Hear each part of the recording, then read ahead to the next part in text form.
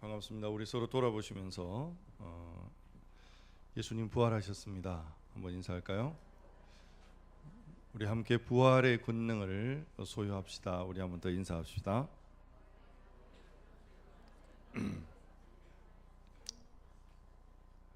할렐루야. 예, 부활절 지났습니다. 이번 주에 특별히 청계 화분이 이웃 주민들에게 나누어졌는데 보니까 여기서 받아간 분들 또 아파트 라인에서 또 돌린 분들, 그래서 많이 받는 분은 한 서너 개 정도는 받으신 분들이 있더라고요. 그래서 참 좋아하는 모습을 보면서 그렇게 꽃이 피고 향기가 나듯이 그리스도의 복음의 영향력이 이 지역 안에 계속 번져나가는 그런 역사가 있으면 좋겠다, 그런 기대가 있습니다.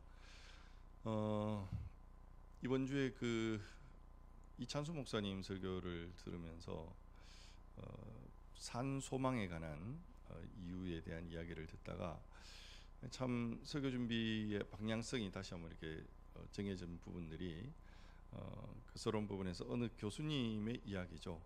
이 부활 신앙에 대한 이야기를 하면서 40대 1에 관한 이야기를 하시더라고요. 내가 그 이야기를 들으면서 참 쿵 하고 이렇게 부딪힌 느낌이 있었는데, 우리 한국 교회는 십자가와 부활에 관한 이야기를 하면서 십자가는 40에 관한 그 강조점, 교회들마다 40일 그 고난주간 특별 새벽 기도에도 있고 계속 고난에 대한 묵상을 많이 합니다.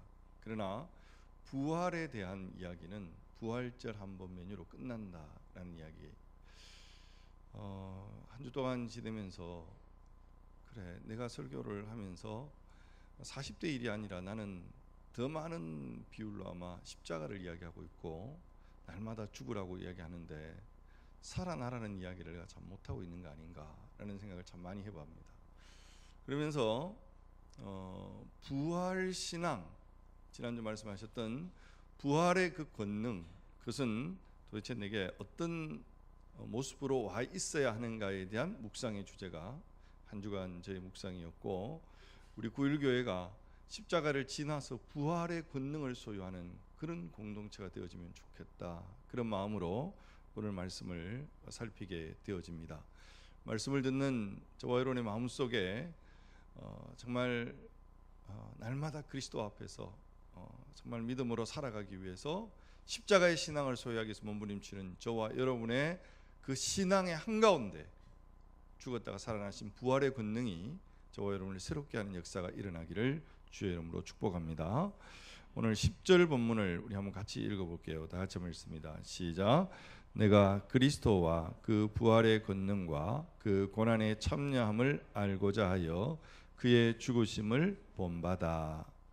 여기 보면 독특한 그 단어들이 많이 사용되고 있습니다. 자세히 보면 기독교의 중요한 단어들이 여기에 다 모아놓은 것 같아요. 어느 것 하나 뺄 게 없는. 여러분 한번 띄어쓰기 하면서 한번 단어들을 한번 보세요. 내가 그리스도, 동그라미 쳐놓으시고 그리스도와 그 뭐예요? 부활. 또 뭐가 나옵니까? 권능, 고난, 참여함, 알고자 하여 죽으심을 본받아. 여러분, 이 많은 단어 중에 제일 중요한 단어가 뭘까요? 눈치 빠르신 분들은 오늘 설교 제목이 부활의 권능이니까 권능이 제일 중요하지 않겠나. 예, 어느 거 하나 중요하지 않는 게 없어요. 그러나 오늘 본문에서 특별히 우리가 접근해 보려고 하는 것은 부활의 권능을 우리가 소유한다는 것이 뭘까라는 고민입니다. 근데 이 단어에 들어가기 이전에 먼저 우리가 생각할 것은 10절을 다시 보면 내가 그리스도와 그 부활의 권능과 그 고난의 참여함을 어떻게 하고자? 알고자 하여 라는 이 단어를 먼저 좀 생각을 하면 좋겠습니다.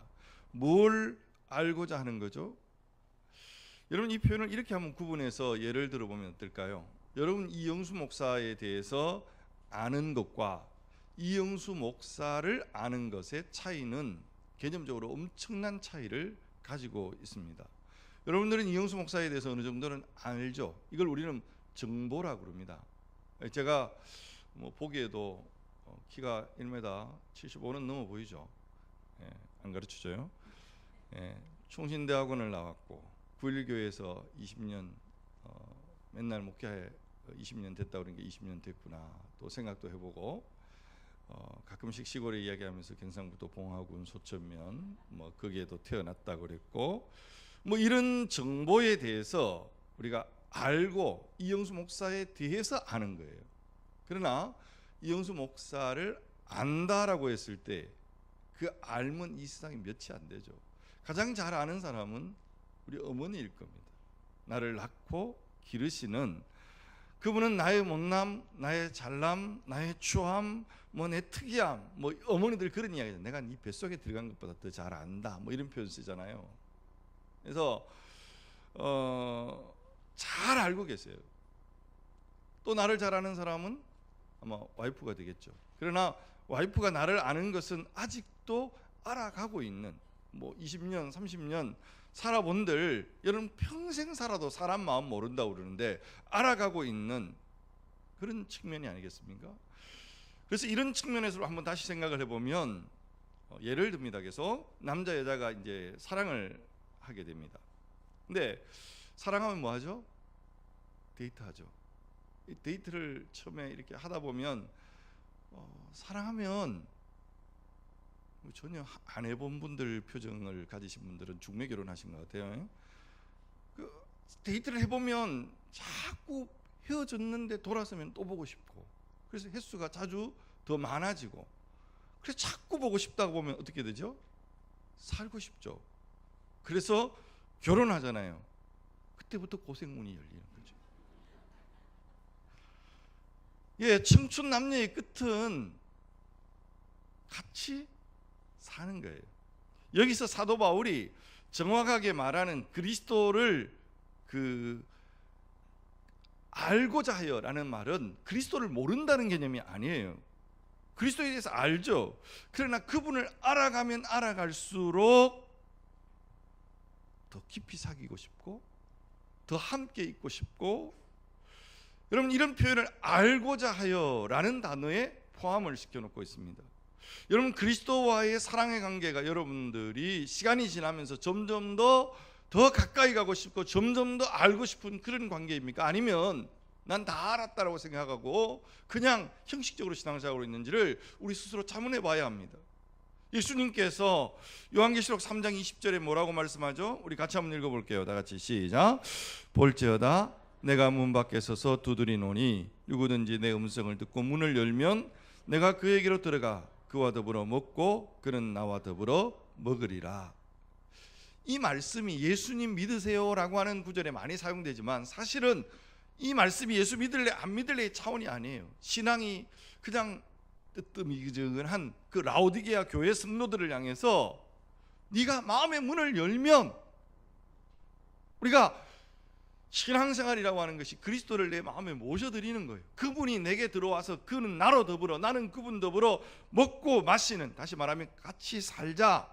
여러분 이 깊은 굉장히 중요한 이야기입니다. 바라건대 굴교의 성도들의 신앙이 세월 갈수록 그리스도에 대한 사랑의 목마름이 커지고 알고자 하는 목마름이 더욱더 커지는 축복이 있기를 주의 이름으로 축원합니다. 그게 뭘까요? 기도하고 싶어져야 되고 말씀 보고 싶어져야 돼요. 이번 주 목요일 날 셀 모임을 마치고 어느 분이 전화를 왔어요. 그래서 누구시냐고 그랬더니만 원래 이제 어성경이 읽어지네 그 본부에서 이 달서구 지역의 장소를 굴교회를 쓰면 좋겠다. 그렇게 하시라고 내가 그 이야기를 했어요.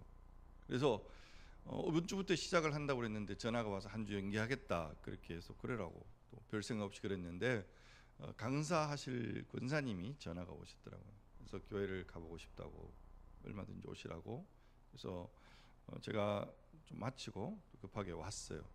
와서 그래도 인사하고 또 이야기도 좀 해야 되겠다 싶어서 차 한잔을 하면서 이야기를 하는데 참 많이 은혜가 되더라고요. 내가 다시 공부하고 싶어. 유 목사님한테 공부를 했지만 이 안주보의 안수연 권사님 맞죠? 안수연 권사님이라고 우리 근방에 그 대명동 쪽에 있는 교회 권사님이신데 원래 이 어린이집을 운영하시다가 이 하나님의 말씀이 어성경 읽어지니 한 3번, 4번 정도 들었대요. 그리고 정강반에 들어가서 이 강사반 수료하고 그 강사로 외국에도 가시고 많이 다니시더라고요. 아주 권사님만의 어떤 매력이 있는 것 같아요. 그분이 하시는 말씀이 뭐냐면, 이걸 하기 시작하면서 말씀이 읽혀지니까 그 말씀 읽는 재미 때문에 드라마 아무것도 아니더라. 요즘 송중기 본다고 난리잖아요, 아주머니들이. 여러분, 송중기 보는 열정으로 주님 사랑하시기를 바랍니다. 아멘 안 하시죠? 예. 이분이 정말 말씀을 읽는 재미가 너무너무 좋아서 이 사역을 해야 되겠다. 그래서 어린이집을 문 닫았대요. 물론 남편이 직장을 다니시기 때문에 생업에 지장은 없으신 것 같고, 그러나 여러분, 그걸 그만둘 정도로 가치를 안다는 거. 그래서 혹 우리 어성경 읽어진에 공부하신 분들도 여러분 다시 한번 평신도 입장에서 하는 강의를 잘 들어보면 좋겠다. 그래서 몇 번 우리가 들으시면서, 우리 교회 안에도 제가 정말 사모하는 것은 제가 정강반에 들어가서 강사가 되고 싶어요. 그러나 여러분, 제가 그렇게 하면 교회 일이 안 됩니다. 근데 여러분들이 성도들 안에서 말씀을 읽는 재미가 있고, 기도하는 재미가 있고, 그리스도를 알아가는 재미가 날마다 더해지는 이 은혜가 정상적이어야 하지 않습니까? 오늘 우리 안에 그런 은혜가 일어나기를 사모하시고, 날마다 요즘 뭐 ORSB의 그 기도의 책을 읽으면서 제가 이제 저녁마다 이제 기도하려고 많이 애를 써요. 기도하면서 계속 주장하고 있는 구절은, 문 밖에서 내 마음을 두드리시는 주님, 내가 이 시간 마음의 문을 엽니다. 들어오셔서 나의 생각, 내 감정, 내 의지를 다스려 주셔서 하나님 앞에 온전한 기도의 사람으로 나아가게 해주십시오. 할렐루야. 성령이 역사하시는 줄 믿습니다. 너무너무 기뻐하세요. 여러분, 주님이 마음문 열면 들어오시겠다고 약속하고 있잖아요. 그런데 그날의 감정, 그날의 상함, 그날의 상처, 그날의 여러 가지 염려들이 주님 오는 걸 가로막고 있다면 그거 내려놓는 거예요. 주님, 오늘 내 기분이 이래요, 내 감정이 이래요, 내 상함이 이래요. 그러나 이 모든 걸 내려놓고 주님 오십시오. 이 모든 걸 십자가 앞에 못 박고 나는 그리스도와 함께 십자가에 못 박혀 죽었나니 주님 내 안에 들어오셔서 내가 그리스도의 사랑을 더 깊이 알아갈 수 있도록 그런 은혜가 여러분에게 임하기를 주의 이름으로 축원합니다. 여기 보면 10절 다시 보세요. 내가 그리스도와 그 부활의 뭐예요? 권능 그랬어요. 부활의 권능이라고 표현을 썼습니다. 여러분, 여기에는 시대적인 배경을 안고 사도 바울이 권능이라는 단어를 쓰고 있다는 것을 여러분 생각을 하셔야 됩니다. 당시에 이 세상이 지배하는 가치 기준, 오늘 우리 세상을 가치를 결정하는 그 가치가 뭐라고 생각하세요? 21세기 지금 한국 이 사회, 저는 돈이라고 봅니다. 돈 앞에 모든, 심지어는 종교인들마저도 돈 앞에 서면 아무것도 아니잖아요.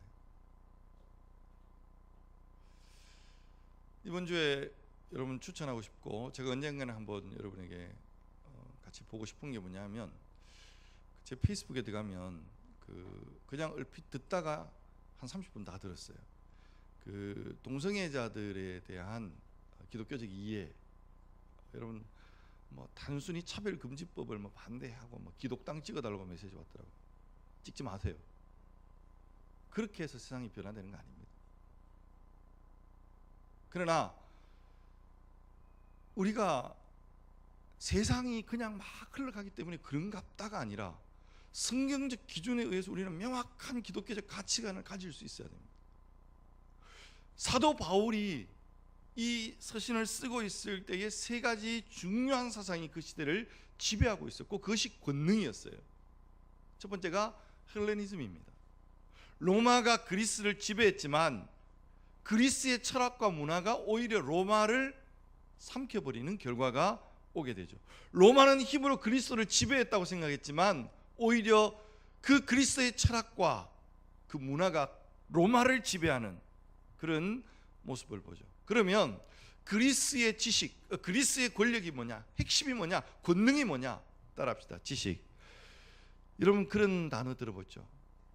그 그노시즘이라는, 여러분 오늘 지식주의, 여러분 지금도 지식이 권력에 해당하는 사람들이 있습니다. 여러분 돈이 아무리 많아도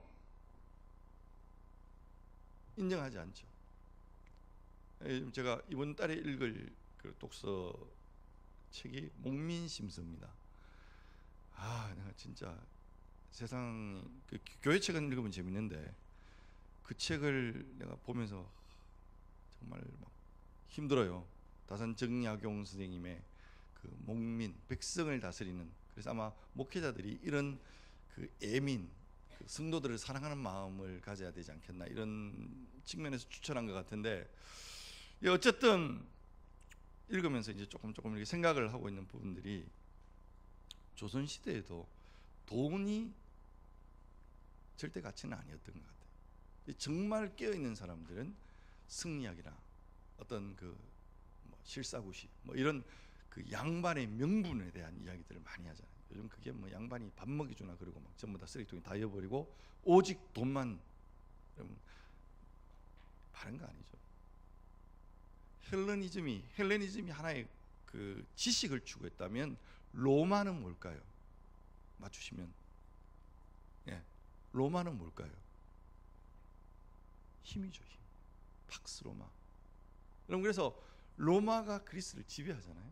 그래서 로마 사회는 남아 선호 사상이 분명했습니다. 여자아이가 나면 버리기도 했어요. 강한 군사를 만들어야 되니까 남자가 중요했던 거죠.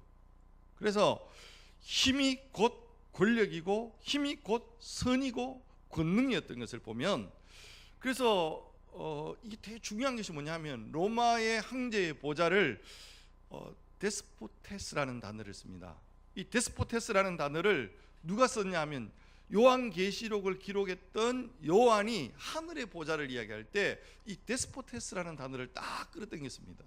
무슨 이야기냐면 이 보좌로부터, 로마 황제의 보좌로부터 세 가지가 나옵니다. 심판, 통치, 영광이라고 하는 것이 행해지는데, 사도 요한이 요한계시록에서 계시를 받으면서 하늘의 보좌를 데스포테스라는 용어를 써서 굳이 오늘 우리에게 이야기하려고 하는 것이 뭐냐, 이 세상의 모든 권력이 로마 황제로부터, 그 보좌로부터 나온다고 말하지만 나의 힘과 나의 권력은 하늘의 데스포트, 하나님의 보좌로부터 나온다.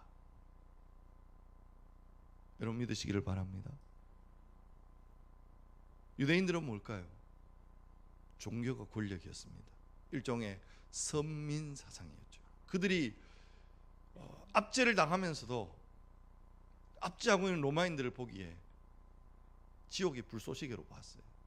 우리만 선민이고 너희들은 아주 나쁜 놈들이고, 이런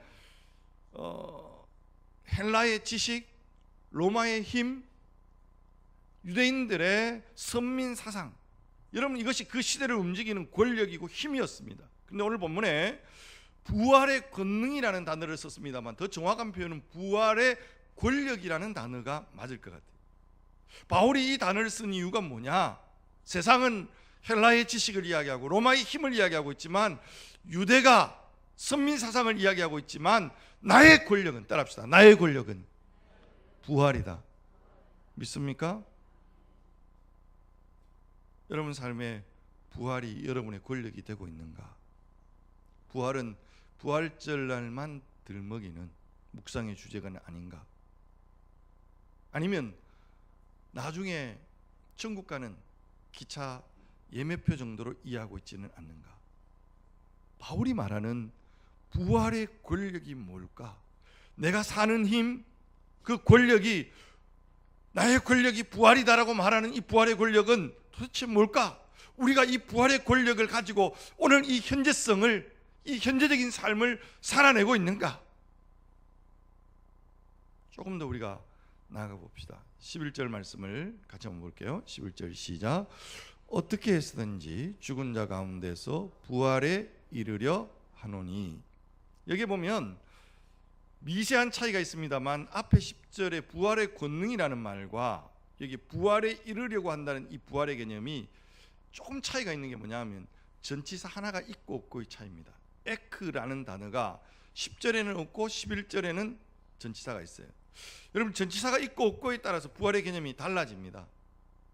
그런 측면에서 11절에 부활의 전치사 에크가 있다. 이게 붙으면 부활이 어떤 의미냐 하면, 헬라어가 재미있는, 히브리어도 맨 그렇습니다만 여러분이 모르니까 제가 막 아는 것처럼 이야기하는 거예요. 잘 몰라요 저도. 근데 이 에크라는 단어가 제가 이렇게 그 원서 어떤 주의 내용들을 보면 그 전치사가 들어가면 양면성을 띈다고 그래요. 하나는 뭐냐면 눕다라는 말을 가집니다. 여러분, 성경 기자들이 눕다라는 표현을 쓸 때는 주로 죽다, 죽음에 대한 의미를 포함하고 있습니다. 요한복음 20장에 보면 예수님의 시신을 어디에 누웠느냐라는 말이 나오죠. 이 누웠느냐라는 말은 죽었다는 말이 그 속에 포함이 되어 있단 말이에요. 똑같은 단어예요. 또 하나의 해석은 뭐냐면 죽었는데 서다라는 말이에요. 이 말은 생명이 있다, 살아있다라는 말이에요. 여러분, 이 두 개의 그림을, 이 두 개의 단어를 그림으로 한번 생각을 해보십시오. 여기에 지금 다 누워 있어요. 그 말은 뭐죠? 죽은 거예요. 그런데 생명을 소유했어요. 그러면 어떻게 돼요? 서요. 다 누웠는데 한 명이 딱 선단 말이에요. 그러면 눈에 띌까요, 안 띌까요? 확 띄죠. 확 띄요.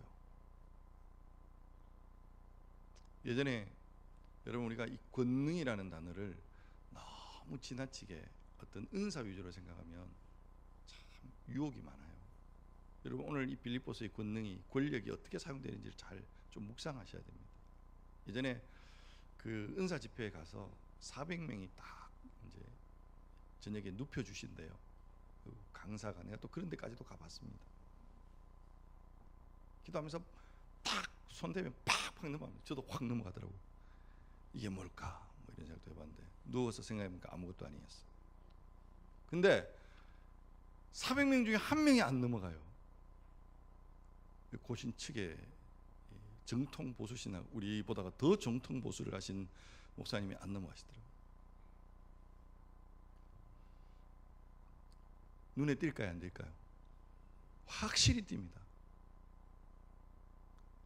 다 누워 있는데 서다. 여러분, 눈에 너무 띄는 거예요. 여러분, 우리가 부활의 권세를 가졌다는 것은 삶의 현장이 그런 겁니다. 뭘 가진 자? 부활의 권력을 가진 자는 이 땅이 다 눈에는 멀쩡해 보여도 여러분, 사람들이 다 누워 있어요. 생명 없이 죽어가고 있어요. 그런데 서 있는 사람이 있다. 눈에 띕니다. 눈에 띄기 때문에 고난당하고, 눈에 띄기 때문에 밟히고. 요즘 우리 차별금지법이 통과되면 이건 진짜 심각한 문제예요. 여러분, 군대에서 지금 동성애를 허용해야 한다는 이야기가 나오고 있지 않습니까? 우리 자녀들을 지금 동성애로 말미암아 아프리카 사회나 지금 유럽 사회가 그렇게 진통을 겪으면서 지금 막 계속 이렇게 고민하다 이제 막 프로테이지가 많이 떨어지고 있거든요.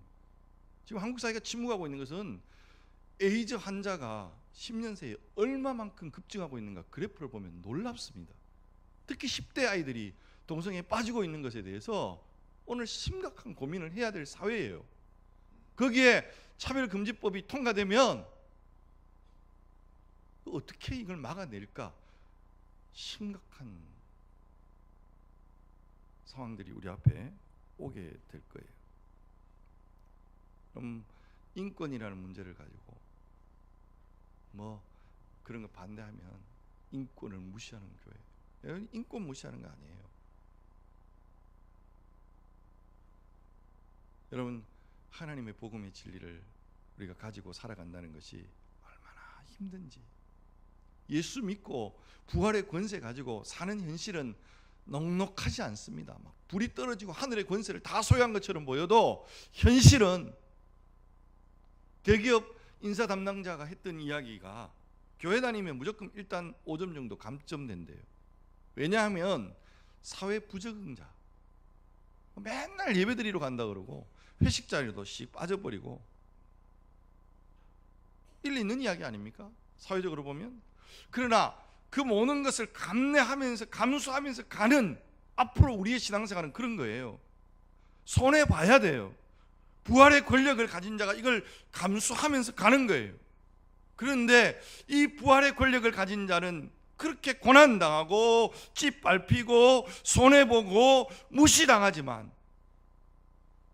부활의 권력을 헬라의 지식이, 로마의 힘이 주는 그 기쁨과 비교할 수 없는, 로마서는 기쁨의 서신입니다. 그 기쁨이 오늘 성도들 안에 일어나는 기쁨이라고 바울은 빌립보서에서 증언하고 있습니다. 여러분, 이것이 부활의 권력을 가진 자의 현재성입니다. 단순히 비행기표 예약해놓은 천국 가기 위한 예약표가 아니고, 오늘 매일의 삶 속에 일어나는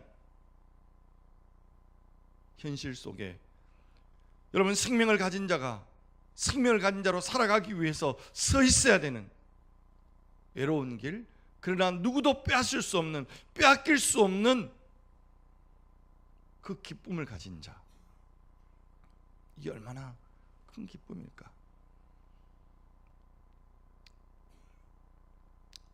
오늘 설교는 여기까지 하겠습니다.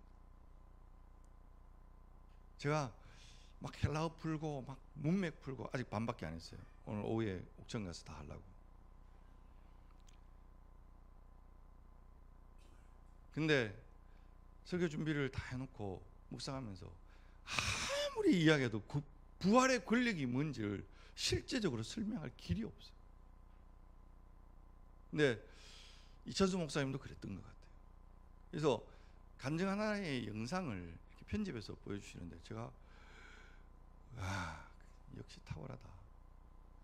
여러분, 그 영상 간증 다 들으면, 인터넷에 가셔서 들으면 전체 간증이 나와 있기도 하지만 전체 들으면 조금 힘들 수도 있으니까, 여러분, 제가 못한 거 이찬수 목사님이 다 편집해 주신 내용들을 한 번 더 보세요. 유튜브에 이옥매 할머니 이렇게 치면 나옵니다. 시장에서 농사 짓다가 또 장사하시는 분이에요. 내용도 내용이지만 여러분, 한번 이분의 표정을 보시면서 부활의 권능이 뭔지, 부활의 권세를 가진 자는 어떤 것인지, 여러분 내용을 잘 들으시면서 한번 내용을 듣고 말씀을 좀 마무리하면 좋을 것 같습니다. 우리 같이 한번 영상을 보도록 하죠. 제가요, 이 교회에 우리 작은 딸 선미가요 10번만 오고서 안아도 된다 그랬거든요. 그때는 성당회를 다녔어요. 그리고서 이제 와가지고 10번을 왔는데요. 그 다음에 와가지고서는 보니까 한 달쯤 돼서예요. 아니, 목사님이 예수님이 십자가에 못 박혀 죽을 적에 나도 죽고 또 살아나실 적에 우리도 살아서 보좌 우편에 앉으셨다 그러시더라고요. 그리고 우리 죄를 위해서 죽고 사셨다고, 그 말씀을 듣고 내가 얼마나 감격을 받았는지요. 그날 저녁에 너무 힘들었는데 1시간 교제 받고 갔습니다. 그 다음에는 교회 와가지고요, 저 중간에서 잤어요. 우리가 창피해가지고 참 맨 뒤에 가서 잤거든요. 그랬는데 그 다음에는요 안 되겠더라고요. 거기도 자다가 나가니까 한 말도 못 듣는 거예요. 그 다음에는 어느 자리에 와서 잤냐면 자리에 와서 내가 3년을 잤습니다. 그래도 하나님한테 맨날 내가 기도하고 잤거든요. 뭐라고 했냐면요, 하나님 아버지, 내가 이 교회 왔는데요, 내가 나갈 때 듣는 말씀, 들어올 때 듣는 말씀, 이렇게 보는 말씀이요, 발에서부터 머리끝까지 좀 차고 넘치게 해주세요. 이 기도를 3년을 한 것 같아요. 기도를 할지 몰라서 그것만 했습니다. 그랬는데요, 어느 날 목사님이 그러시는 거예요. 이 말씀을 외우면은 정말 이 세상을 이깁니다 이래요. 근데 난 이기는 걸 너무 좋아해요. 그래가지고 그 말씀을요 종이에다가 이제 적었어요. 한 5장 정도를 적어가지고 시장에 가니까 이렇게 바구니에다가 하나 담고 의자 앞에다가 하나 놓고 주머니에 하나 놓고 머리맡에 하나 놓고 밭에 하나 놓고 이 말씀을 외우는데 그냥 이상하게도요 1년을 외워도 이 말씀을 못 외우는 거예요. 보면은 외우고 안 보면 잊어먹고요. 그래가지고 내가 1년이 되니까 너무 속이 상했어요. 그래서 내가 그랬어요. 성령님 이제 내가 바본가 봐요. 성령님께서 그러시잖아요. 대학을 나와도 대학원을 나와도 다 초등학문이라 그러셔서 제가 아주 그냥 정말 너무 감사해가지고 난 국민학교도 못 나왔는데 이 말씀을 꼭 외우겠다고 아주 작정을 했거든요. 그래서 성령님께서 맨날 좀 읽게 해달라 그러면서 1년을 했는데도 못했잖아요. 그래도 내가 외울 때까지 외우겠습니다. 그리고 1년 반을 했어요. 그랬는데 이 말씀은 그냥 어디 가서든지 아주 자신있게 얘기를 하는 거예요. 여호와의 율법은 완전하여 영혼을 소송케 하고 여호와의 증거는 확실하여 우둔한 자로 지혜롭게 하며 여호와의 교는 정직하여 마음을 기쁘게 하고 여호와의 계명은 순결하여 눈을 밝게 하는 것. 이 말씀을 그냥 어디 가든지 했다 보니까요 한 3개월을 그렇게 그냥 그게 너무 자랑스러워서 막 했어요. 그 다음에부터는 말씀을 적어가지고요 내가 시장 가서 다 읽었어요. 어느 날 보니까는요 하나님 말씀이 그냥 쌓여가지고 가면은 그냥 다 말씀을 읽어주는 거예요. 그러면서 그 적은 말씀을 이선옥자네 보고 내가 이거 읽어보라고 그냥 막 주고 이랬어요. 그랬더니 언니는 맨날 이렇게 쑥그리고 앉아서 그렇게 있냐고 그래요. 그래서 내가 나는 하나님 말씀을 보느라고 이렇게 쑥그리고 앉아있어. 그랬더니 날 보고 그러는 거예요. 그 교회가 어디 있냐고 물어봐요. 그래서 그냥 가차운 교회 다녀. 우리 교회 오지 말고 우리 교회 너무 멀어. 이랬어요. 그랬더니 교회를 가르쳐달라는 거예요. 이렇게 가르쳐줬더니 새벽 기도를 나오더라고요. 나는 교회 믿으라 소리도 안 하고요. 가차운 교회 가라고만 했거든요. 네. 그랬는데 그 종이 쪽지를 보더니 왜 갈라디아서 2장 20절 말씀 있잖아요. 내가 그리스도와 함께 십자가에 못 박혔나니 그런즉 이제 내가 사는 것이 아니요 내 안에 그리스도께서 사는 것이라. 내가 육체 가운데 사는 것은 나를 사랑하사 나를 위해 자기 몸을 버리신 하나님의 아들을 믿는 믿음 안에서 사는 것이라고. 이 말씀 적은 쪽지를 줬어요. 그랬더니 그 쪽지가 좋다고요. 그걸 적어가지고 또 여느 사람한테 그 자매가 막 주는 거예요. 예. 그랬더니 낮에도 일요일에도 나오고 그랬더니 한 반년을 나왔나 2달을 나왔나 그랬는데 날 보고 그래요. 여기다 이름 좀 올리고 싶다고. 그래서 요금에서 또 그거 주소록을 그래가지고 나는 예수님 믿으라 소리도 안 하고 전도했다 그러더라고요. 근데 사는 말도 그런 거. 너는 맨날 뭐가 그렇게 기쁘냐고. 너 보면 난 기분 나쁘다고. 나는 죽고 싶은데 너는 왜 이렇게 맨날 기쁘냐요. 그런데 예수님이 내 안에 계시니까 얼마나 나는 기뻐요. 아직 걔보다 내가 근심을 100배 더 해야 되는데 이 근심을 그냥 예수님께서 싹 가져가시고요. 나는 그 시장에 나가서 맨날 기뻐서 하하하하 웃는 거예요. 그러니까 시장에서 그 언니들도 그래요. 언니가 와야 여기 기쁨이 많다고. 네. 그래서 그냥 자신있게 이제 부활을 증거하잖아요. 그러면 어떤 아저씨는 그래요. 그런 말 하지 말아요. 아줌마 정신이 나갔어요. 날 보고 이래요. 그러면 내가 그래요. 그래도 왜 아저씨 예수님은 부활하셨으니까 믿어보세요. 너무 기뻐요. 이러지 엄마 나는. 네. 네.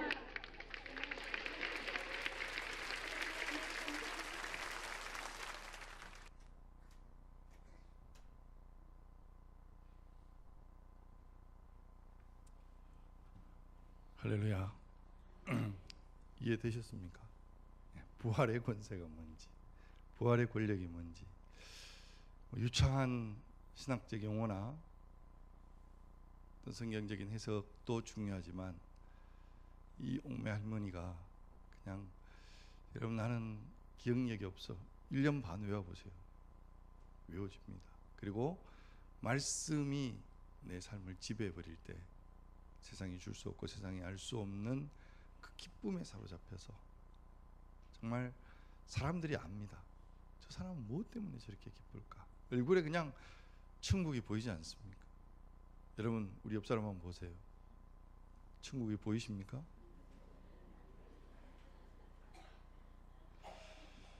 바라건대 부활의 권세가, 부활의 권력이 현재성을 갖기 위해서는 여러분 반드시 기도의 자리에, 말씀의 자리에 여러분을 세우셔야 됩니다.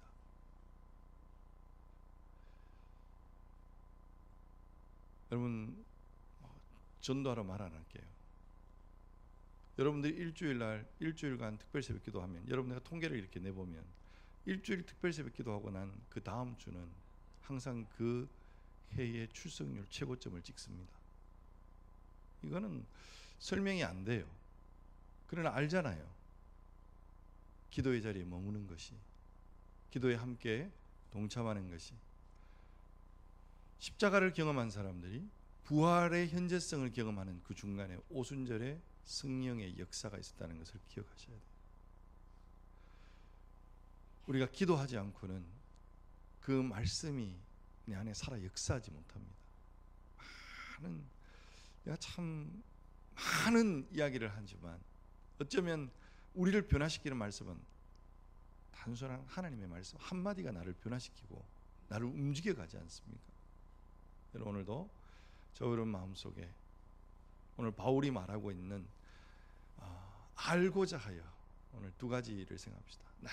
날마다 그리스도를 알고자 하는 마음이 여러분 마음속에 절박함으로 일어나기를 바랍니다.